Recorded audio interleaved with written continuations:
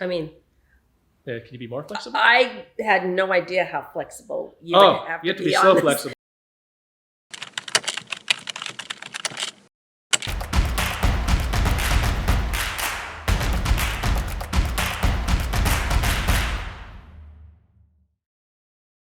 Hi, this is Greg.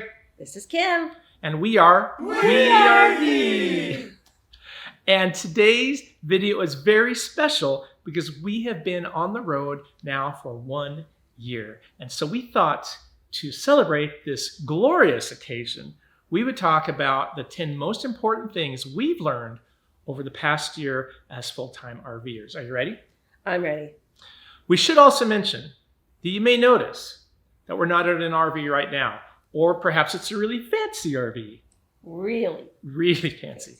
It's not an RV. This is our home that we've bought recently here in Texas. We're currently setting it up to rent. This is going to be our home base. We're now Texans. Yeehaw! God bless Texas. Woo! Y'all. And soon enough, we'll be back out on the road. But right now, we're currently in this little domicile. So are you ready for number one? I'm ready. Number one on the 10 most important things we learned in our first year of full-time RVing is manage your pace. Number one on the list of 10 most important things we've learned in the first year of being full-time RVers is manage your pace. The number one thing of the 10 things that we learned as full-time RVers over the past year is manage your pace. Manage your pace. Okay, what does that mean? That means a lot of things. It means you gotta slow down and you can't have every single thing dialed in. Yeah. Well, so when we first started, our plan was to go just about every week. We'd go to one place for a week and then move on, and one place for a week and move on. We quickly found that that was too fast. I work full time still, and Kym keeps herself pretty busy as well. So that means I would work all week, and then I have one day to move, and then really just one day to do anything that we wanted to do. And even though we're not on vacation, you know, it's not a full-time vacation for us, we still wanted to be able to take time to visit those cool places that we were visiting. So we quickly learned, slow down. I mean, in like the third week, I think we started staying at places for 2 weeks to a month rather than 7 days. And it also is more expensive. Yeah, it is. We'll talk about that. That's another thing on our list. So just slow down. Okay, number two on our list of the most important things we learned after 1 year of traveling full-time as all of your RVers is manage your budget. Okay, we can make that one now. Sorry, I don't know. I don't see the list. I'm guessing. Okay, let's go. Okay, number two. Number two. By the way, these are in no particular order, but number two on our list of the 10 most important things we learned in our first year of RVing is manage your expectations. Here's an example. Kym and I went to Orlando. We wanted to stay there for a month because we're having the kids come visit. We'll talk about that in a minute.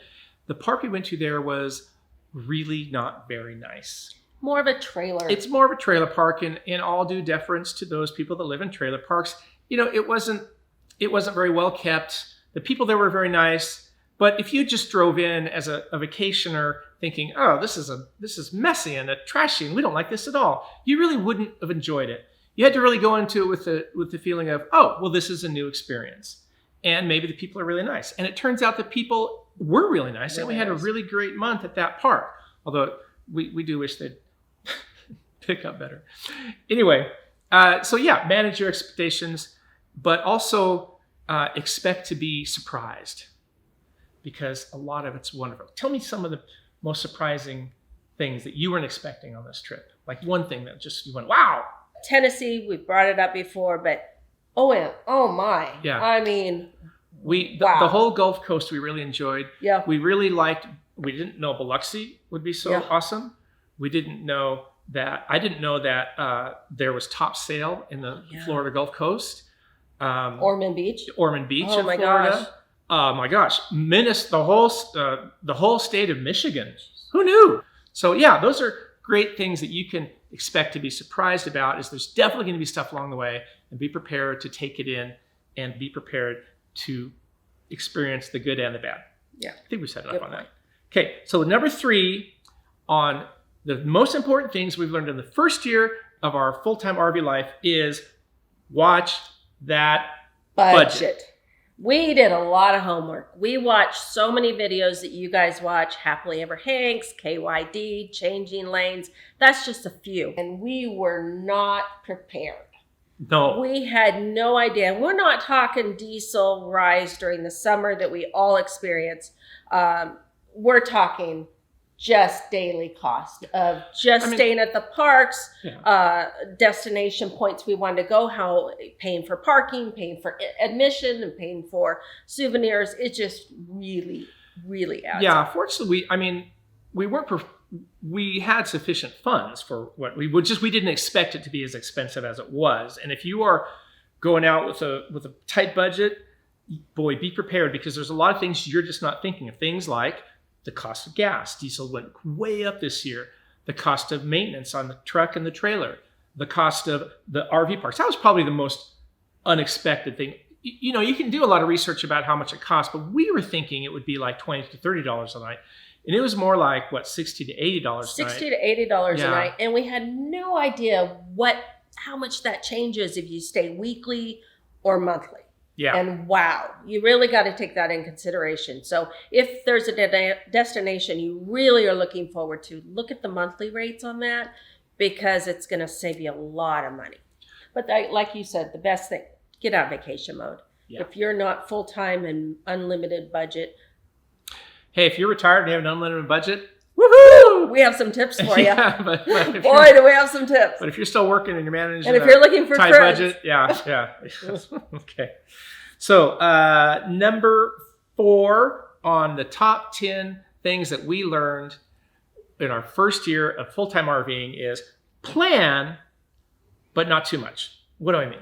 You mean that we would plan destination after destination, but yet when we had stopped, we fell in love with the place. But we had to leave because we had to hurry up and get to the next place. Mm-hmm. So that gets a little tricky because we know so many people are getting into the RV life, and RV parks are filling up at the big destination points.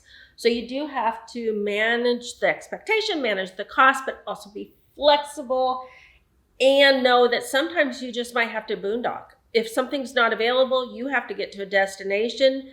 Just boondock a couple days. You'd be surprised on how many wonderful opportunities we had no idea existed until we did that.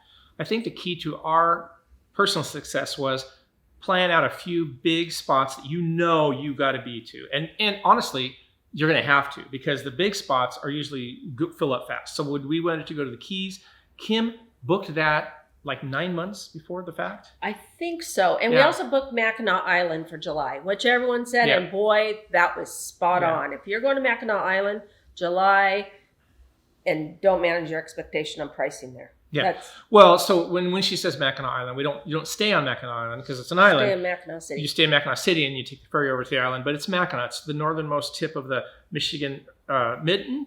And we really enjoyed it there. So we planned really just 2 places. We did. And all we had to do between then was, what we quickly found is typically we would stay somewhere for 2 weeks. And if we wanted to stay longer, we'd stay longer. If we wanted to cut it short, we could say, okay, let's cut it short. And we just start calling the day before. And most of the time, this is our personal experience, but this seems to be what we've heard other RVers say. Most of the time, you could usually find a place. So find the big places you want to be at, and then plan the little things in between. And be flexible in between. Well, that's our next point. Point number 5 on the list of things that we've learned on our first year of full-time RVing is be flexible. Like this. I mean, can you be more flexible? I had no idea how flexible you have to be so on flexible. This journey. So flexible. So traffic. Weather. Yeah, things are not always going to go as planned. And if you haven't planned too much, then you're really okay. But, examples are, you've got to be somewhere the next day and you're just not going to make it. So don't worry about it. Stay one extra night where you are, call them and say, hey, we're going to be 1 day late. A primary example is Kym and I were heading towards Texas from the Illinois area. And we decided that day, hey, maybe we should go to Utah back home and pick up all our stuff first and then go down to Texas. A couple calls, 15 minutes later, we were heading east on the 80 instead of south on the whatever. And that's the great thing about the RV life is you can be flexible if you have to, and you should be. I mean, that's the greatest thing about being on the road is just, what should we do today? And it's an adventure, and don't ever forget it. It's an adventure, and be flexible. So flexible. So flexible. I mean, so flexible. Look, I can do this. Number 6 on our list of things we've learned in our first year as full-time RVers is state parks versus private parks. What do we mean by that? Big difference. So when you got private parks, and again, I'm generalizing, you really have full hookups. You have minimal to very nice luxury amenities. When we do state parks, you're talking about minimal fees, which is amazing. Beautiful scenery. I mean, amazing. Yeah. Trails, so many things to do, so many things to see. But obstruction a lot for internet, Starlink for Greg. A lot of it is not paved and even set up. So, setting up is a little more labor intensive at times. The biggest thing was the cost was so low for state parks. And the view and the experiences were so worth it. But you have to, again, manage your expectations when you're in a state park because you don't have the amenities that you would at a private park. Yeah, exactly. Everything she just said. Number 7 on our list of top 10 things we learned in our first year of RV adventures was find time for family. Now, as we know, a lot of our friends that are RVers make their loop around, so they visit family at certain times of the year. So we were able to meet some family on the road, like my daughter who recently moved to a state on our journey. We were able to go see her and her daughter, but we were able to fly his daughter and my grandson to us, and that was amazing. So make sure that you plan that with your family if you're going to fly in or go visit them where they are in your journey, or if you're going to fly them to come see you. Because believe it or not, I think they had a great time. They got to experience, they were thinking, what? Mimi and Papa are going on the road full time? But by flying them in and staying with us and seeing how it really daily worked with us as far as living in quarters, how we ate, showered, how we set it up, I think it was a great experience for them to understand because I don't think they fully understood why we're doing it. Yeah. And we also managed to swing by Virginia and see my father. That's right. Who I hadn't seen for years, and I'd never even actually been to his house. Number 8. On our list of top 10 things. This should be the this first should thing. Be number this should one. have been the first thing. This should have been the first thing. This is one thing that we really messed up on. You know what we really messed up on? Is we're counting 1 to 10.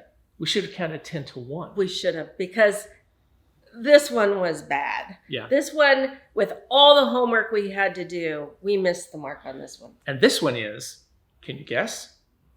Ding, ding, ding. Pack light. Not just light, pack really light. No, still lighter. No. A little more. Oh. Now, there you go. Okay. So we didn't really give ourselves enough time, and we headed out on our little adventure. We set a date that was pretty unrealistic.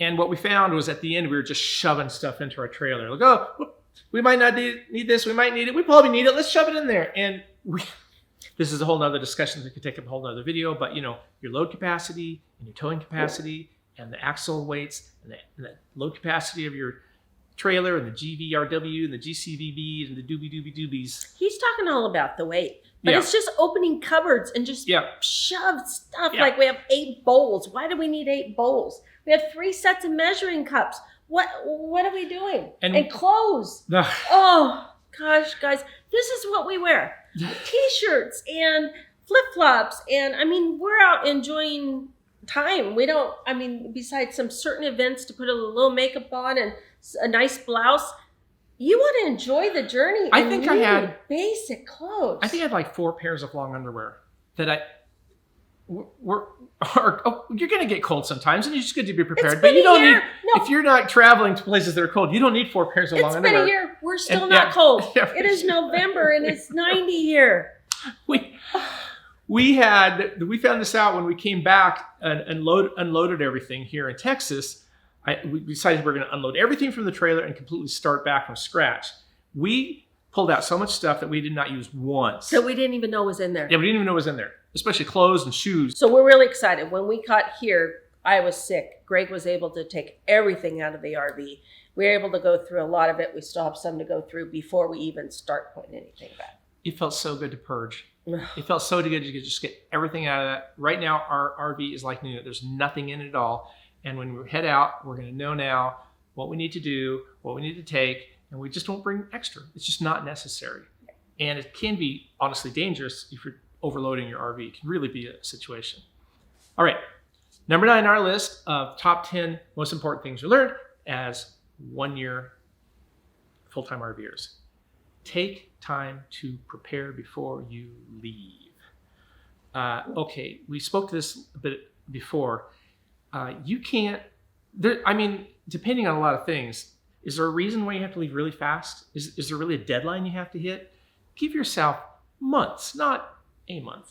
We literally gave ourselves, I think, 6 weeks. I think it was 6 weeks because we thought we had the time and the organization to do it. Well, the deadline we put on it was that's when we were going to, we told the property manager this is when we'll be ready to rent the house. Right. And we thought, well, that's plenty of time. We just have to purchase a trailer, purchase a truck, get the house ready. Oh, let my employer know I plan on doing this. Get all the things we need. Get out of the house. Figure out where we're going. Youth, man. Change the mail. Getting all your stuff out of a house, even just the two of us, took a Herculean effort. It took a lot of time, and you have to give yourself a lot of time to do that. And then getting just the right trailer. Don't rush. You want to. We unfortunately bought when prices were ridiculous. But it was very difficult to find the trailer that we wanted. And when we did get it, we jumped on it. Yeah. But give yourself time. If you have time, don't take the first trailer you see. Look around. We did do a lot of research, though, I have to admit. And we found that we do love our Grand Design 315 RLTS trailer, and we're going to continue to use it for years. And we do like our truck, but it wasn't our first pick. But we won't get into that now. So just take time to prepare for the journey. Number 10, the last thing on our list of the top 10 things we learned about as full-time RVers for 1 year is be prepared to boondock. Now, you're saying to yourself, we don't want to do that. And that's exactly what we thought when we left. We had an RV that really required hookups. We don't have things like a generator. We didn't have lithium batteries. We have 2 lead acid batteries that die in about 6 hours left unattended with the refrigerator, because our refrigerator is all electric, not gas. And so that was fine for the first little while, but then we realized there were situations where you really get tensed up and stressed out if you know that you're going to be doomed if you don't reach a place with full hookups by the next 5 hours or whatever the next day. And then we realized it would be really convenient, even though we're not really the boondockies type, even though we're not the ones that are going to go out on a BLM land and stay there for 2 weeks with no connections. There are times when we do know that we want to stay overnight, like in a Harvest Host, as we discussed, or if we have to in a Walmart parking lot or something like that. If we have nothing, our trailer simply won't allow us to do that. So after about 8 months out on the road, 7 months, we decided to go ahead and buy a generator, a 45-watt generator that runs on propane and gas. And wow, am I glad we did, because the very next stop was at a Harvest Host in North Carolina. Yeah, it was the hottest day we've ever experienced in our lives. It's about 96 degrees with about 1,000% humidity. I don't know. That seems about right, 1,000%. So hot. So hot. And we've been to some hot places. We literally would have had to go to a hotel if we tried to stop there without an AC. There's no way we could have done it. And our fantastic generator, Champion 4500, dual propane and gas, ran for 20 hours, no problem, full air conditioner, and we were so glad we got it. So this kind of goes back to the be prepared, I guess, but be prepared, be flexible. If you don't think you're going to be boondocking, you might find out that you will, even if you don't want to be, so be prepared. I guess that's what I'm saying. Okay, is that a wrap?